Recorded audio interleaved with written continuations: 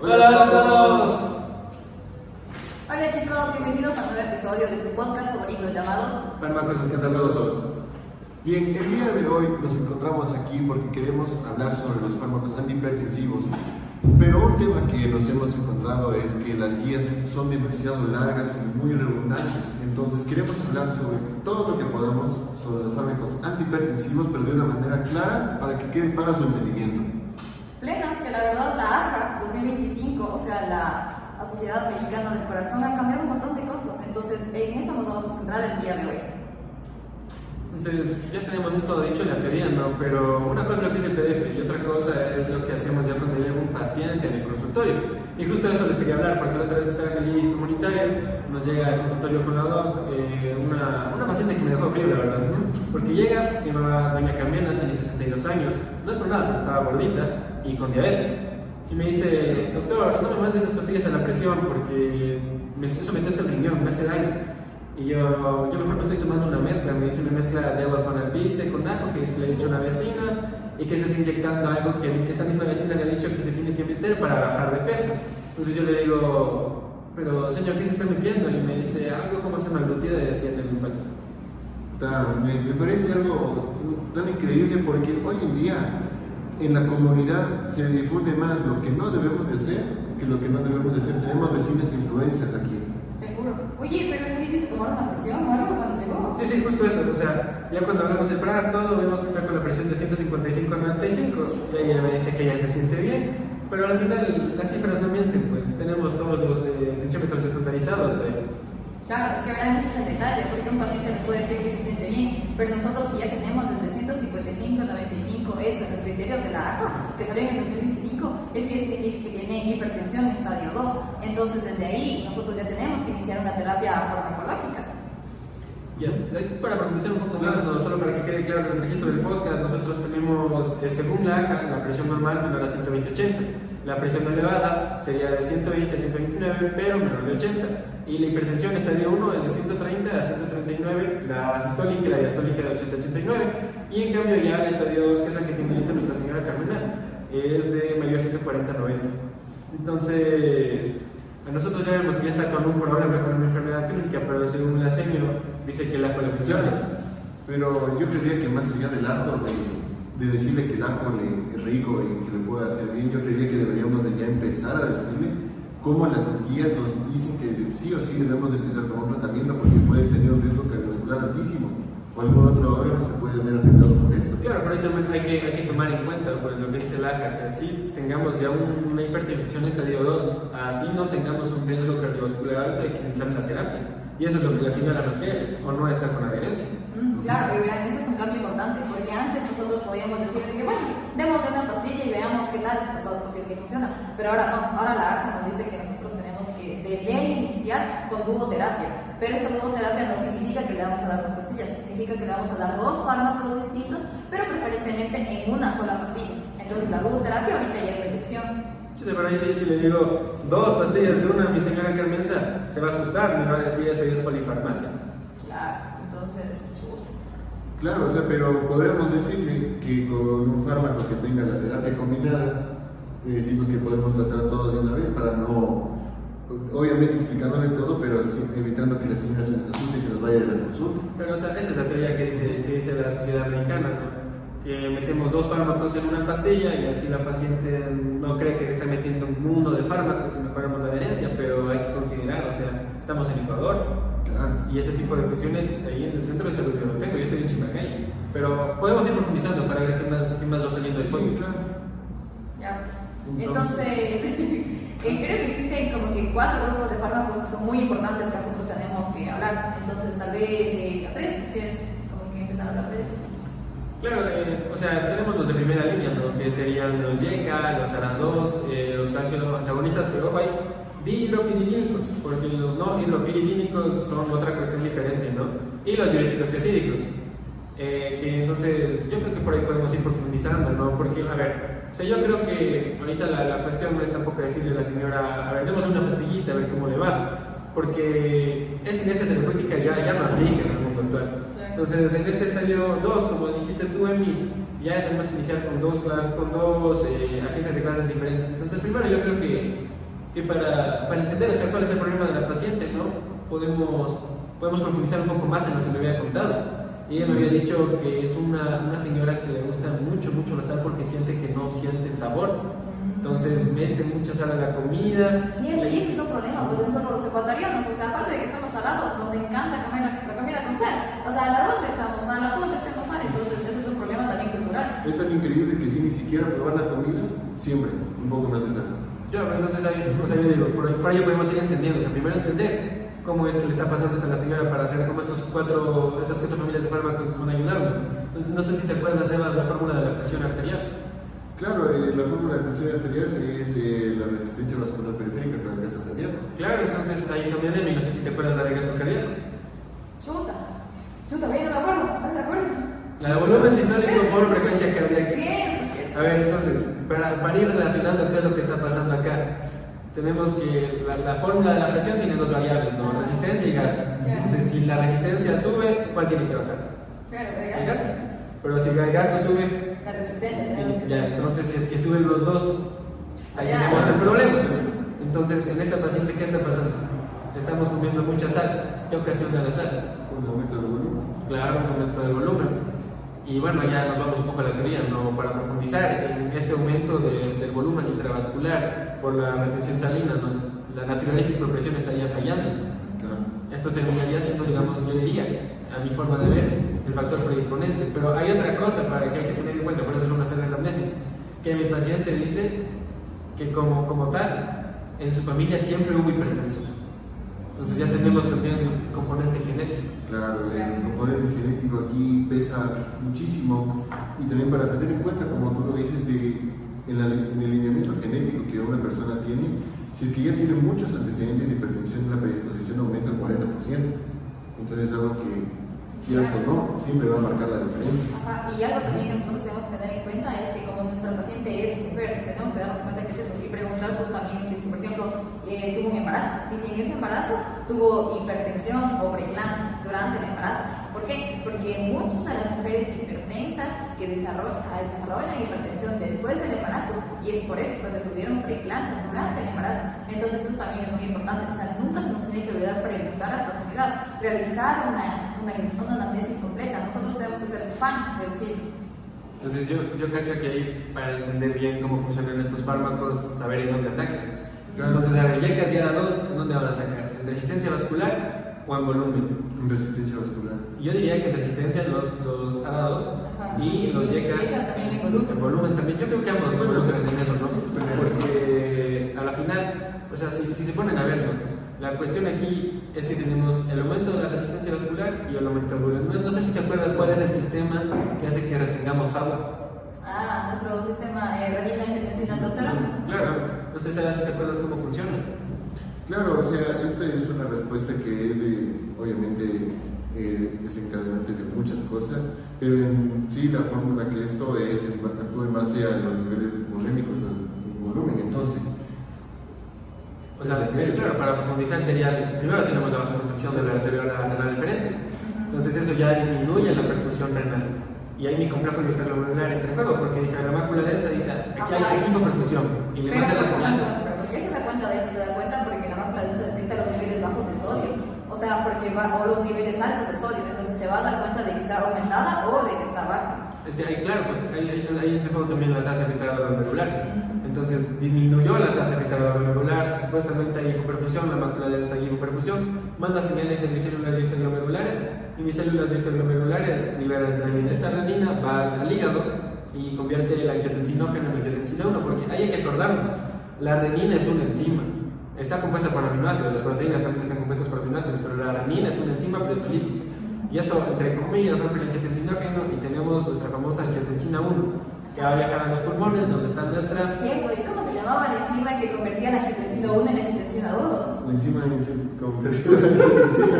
Chuta, ¿cierto? No, esa enzima convertida de angiotensina 1 en angiotensina 2 convierte la angiotensina 1 en angiotensina 2. Y esta angiotensina 2, ahí es chévere, la angiotensina 2 tiene dos receptores, los AT1 y los AT2. Los AT1 están precisamente en los vasos sanguíneos. Entonces tenemos activación de los AT1, vasoconstricción. Y lo interesante es que los AT2 están en la corteza suprarrenal. ¿Y qué va a pasar en la corteza suprarrenal? Se van a liberar mineralocorticoides. ¿Cuál es el ejemplo principal de los mineralocorticoides?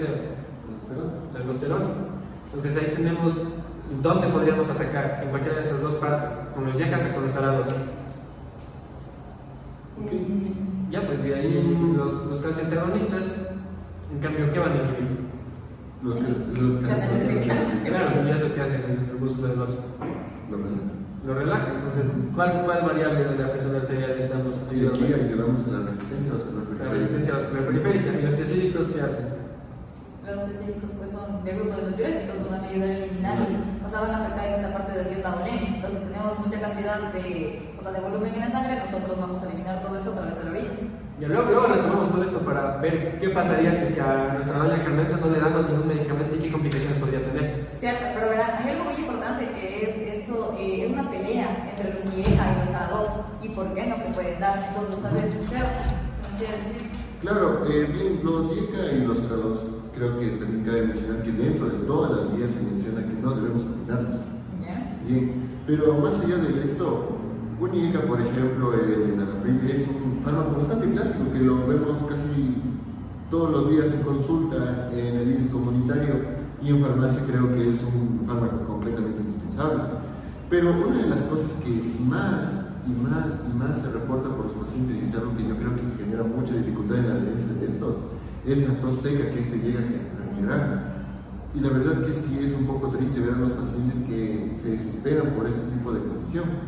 Pero en el caso de doña Carmen, si empezaría a empezar con tos, ella pensaría que tiene alguna gripe o que el fármaco le está haciendo algún daño y lo va a abandonar en cualquier momento. Y es algo que no es lo que nosotros esperamos porque queremos reducir el riesgo que ella tiene. Pero si utilizamos un ARA2 como el losartán, ya vamos a encontrar un efecto mucho más, por decirlo así, conveniente, porque no vamos a encontrar la tos, pero a la vez vamos a proteger un efecto protector para el riñón. Y otra cosa, o sea, el sistema renal y el aldosterona sobrecarga el riñón. Como tú dices, le damos el ARA2, le quitamos la carga al riñón, el sistema protector. Claro, entonces si por ejemplo nosotros le preguntamos a nuestra doña Carmen si es que tiene alguna afectación renal o tuvo alguna afectación renal, pues igual nuestro fármaco de elección sería el losartán y con eso nosotros protegemos los riñones de nuestra doña Carmen. Porque dentro de este no encontramos ningún efecto adverso o sí.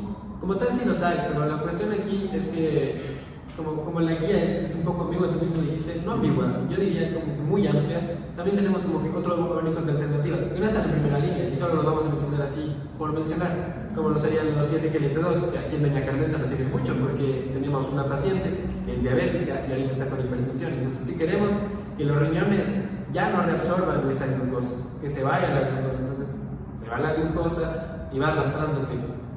O sea, claro, esa es la función del ISGLT2. O sea, es básicamente botamos glucosa, botamos agua y a qué parte de la fórmula de la presión está ayudando eso.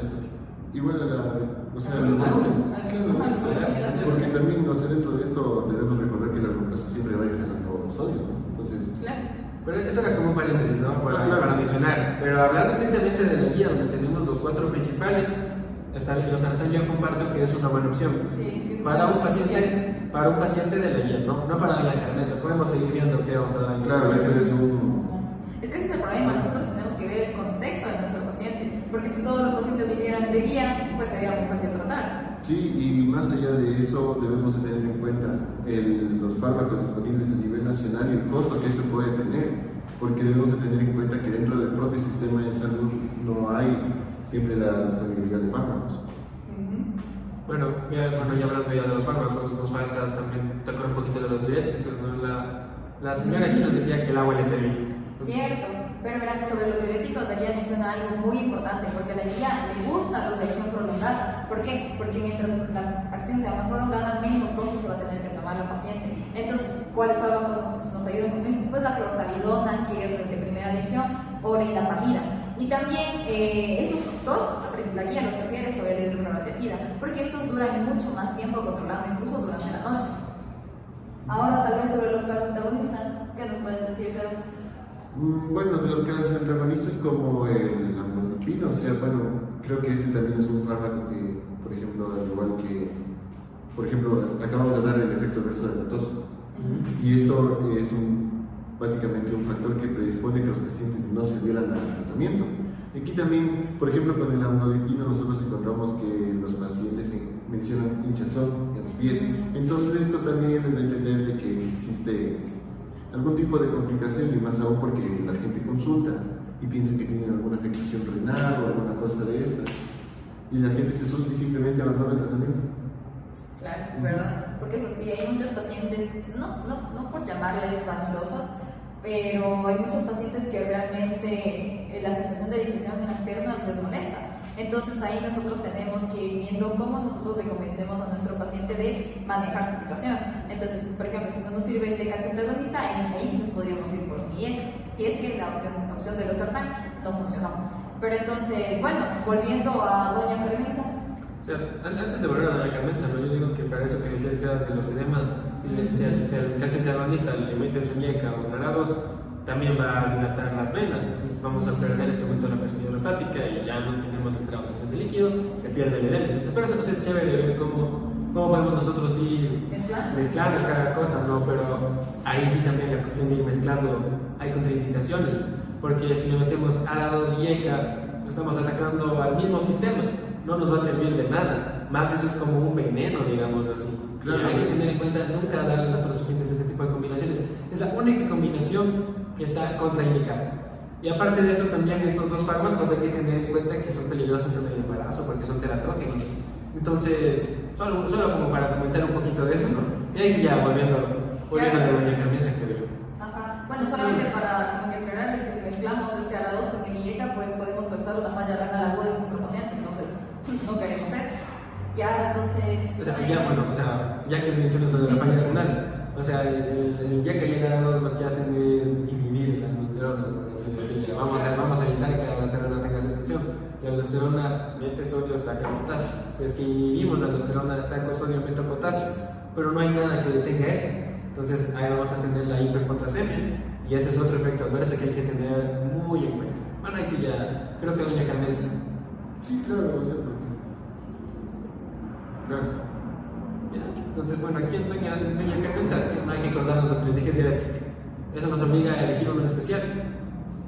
Pues, chuta, sí, la guía la verdad lo que nos dice es que nosotros podemos irnos por un IECA o por un ARA2. En estos dos son los principales para diabetes.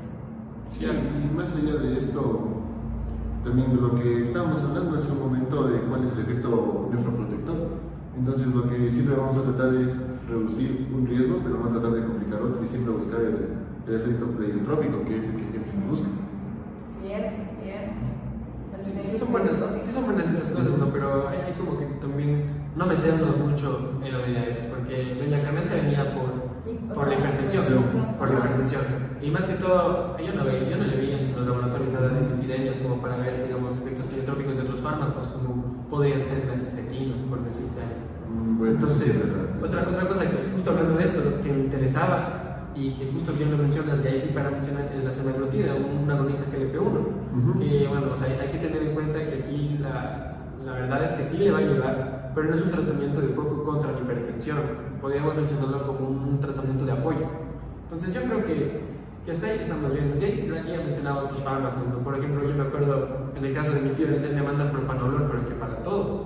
Entonces, no sé, ¿qué saben de los beta-bloqueantes? Cierto, bueno, estos beta-bloqueantes antes sí, pero ahora ya no son de primera línea para hipertensión general, a menos de que nuestro paciente tenga alguna afectación cardíaca, por ejemplo, insuficiencia cardíaca, o que haya tenido un infarto antes, o que nuestro paciente tenga arritmias, por ejemplo. Caso contrario, no deberíamos utilizar estos beta-bloqueantes.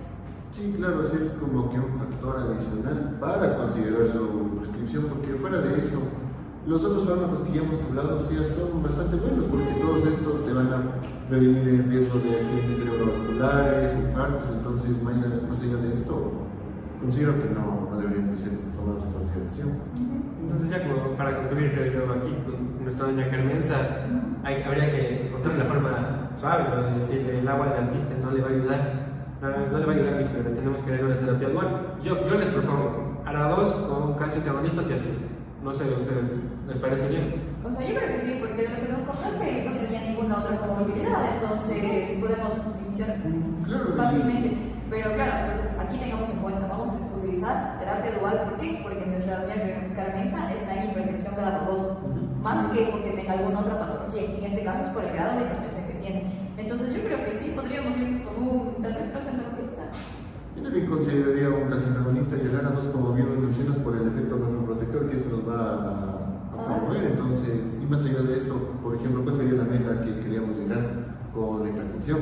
O sea, yo recuerdo que como meta general de los estadios 2 era menos de 130-80, ¿no? Pero como es diabética, no sé. Chuta, ahí sí pues, podríamos irnos a unas, tal vez algunas más estrictas. Claro, ahí la guía mencionaba que para tener una protección mucho más efectiva de la paciente tenemos que llegar a una meta menor a 120 milímetros de mercurio, ¿no? Entonces, también yo considero, no sabemos cuánto tiempo va con la hipertensión. O sea, yo diría, hay que pedirle creatinina, hay que pedirle tasa de glomerular, hay que pedirle potasio, electrolitos, etc. Es cierto, ¿no? Para el riñón, a ver cómo se está dando el cambio. Claro, sí, todo para... Claro, sí.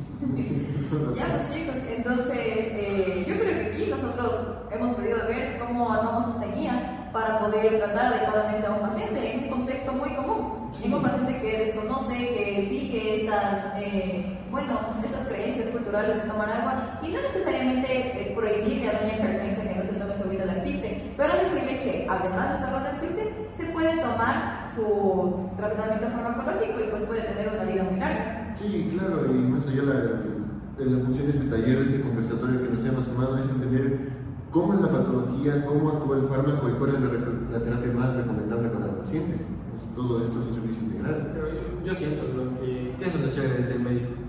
Como que ver cómo ayudar y cómo integrarnos en la vida de la paciente, porque como dice, no le vamos a decir, deje de tomar y tomes a este punto, no hay que ser empático. Y creo que eso es lo que vamos a lograr con lo que estamos estudiando ahorita. Sí, me parece bien lo que hemos logrado hasta ahora. Entonces, bueno, chicos, muchas gracias a ustedes por su presencia aquí en este podcast. Y también muchas gracias a todos ustedes por estar aquí presentes. Sí, chicos. por sintonizarnos. Ya, pues chicos, muchas gracias y nos vemos en otro episodio de tu podcast favorito. Chao. Bye.